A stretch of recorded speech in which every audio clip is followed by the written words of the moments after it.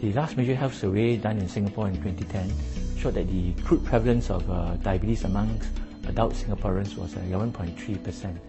This figure is expected to increase over the years, and that's because the population of Singapore is rapidly aging, and we have many more older folks now as compared to years before. Together with this, obesity has become a bigger health problem in Singapore over the last few years as well. This is affecting the younger folks and the middle-aged patients, and together these two factors then increase the prevalence of diabetes, and we expect this to increase over the next few years as well.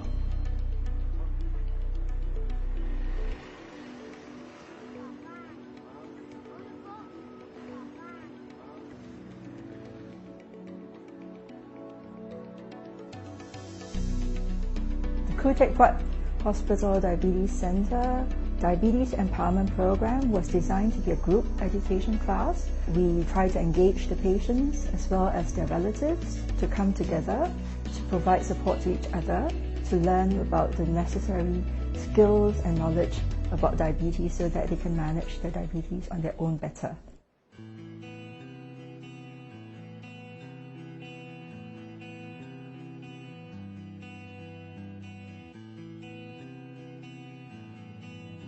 The intensive insulin program has taught me how to think and act like a pancreas. It has taught me the different types of insulin, when it peaks, how long it lasts in my body, and how it affects my blood sugar. At the same time, I was taught carbohydrate counting. Most importantly, I was able to identify what is my insulin to carb ratio so as to achieve better diabetes control. After patients attend the intensive insulin therapy program, they are invited to clinic for follow-up, and we try to optimize the diabetes control during clinic. If necessary, we offer them these technologies such as continuous glucose monitoring and insulin pump to further enhance their diabetes management. This program has improved my quality of life tremendously. I was able to incorporate exercise into my daily routine such that I feel more energetic to cope with my daily activities and still have good blood sugar control.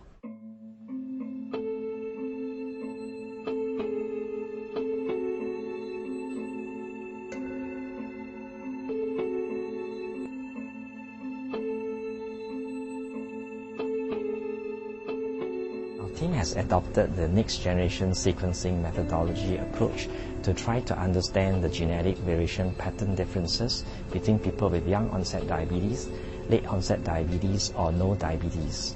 We hope that by looking at these differences in genetic variation pattern, it will give us insights into the disease biology pathway that are important in the development of diabetes and its complication. We hope that through better choice of treatment that match the patient well, that it will help to prevent the major diabetes complications such as blindness, end-stage renal failure, and lower limb amputations. We can't do anything about the genes that we've been given, but our environment and lifestyle are factors that we can potentially do something about. So here at Khoo Teck Puat Hospital, we're trying to identify the molecules and proteins which get activated during exercise and dietary caloric restriction, the two activities we know that have beneficial effects in terms of disease prevention and treatment for diabetes. We have also looked at their effects on energy expenditure, physical activity levels, and various metabolic parameters such as glycemic control and insulin sensitivity, and the results so far have been encouraging. Peripheral vascular disease is one of the most common foot complications in our patients. First part of my clinical research was involved in trying to identify what the prevalence of peripheral vascular disease has been in our patients with diabetes, and that's roughly around 15% or so. Also went on to identify what the risk factors of peripheral vascular disease are. It is fairly similar to other risk factors reported elsewhere. In addition, we also have some novel risk factors associated with endothelial dysfunction as well as markers of vascular stiffness. The next stage of my research is to see which of these identified risk factors will eventually predict outcome of our patients, outcome of gangrene, outcome of amputations, and to try to see also how targeting of each of these risk factors will benefit in reducing the outcome of patients. Besides clinical research, I'm also involved in some early stages of some molecular research involved in identifying some new angiogenic factors with an effort to see whether these angiogenic factors will help to improve circulation in future. Right now, diabetes care is very much based on treatment approaches which are meant for the masses or segments of the patient population.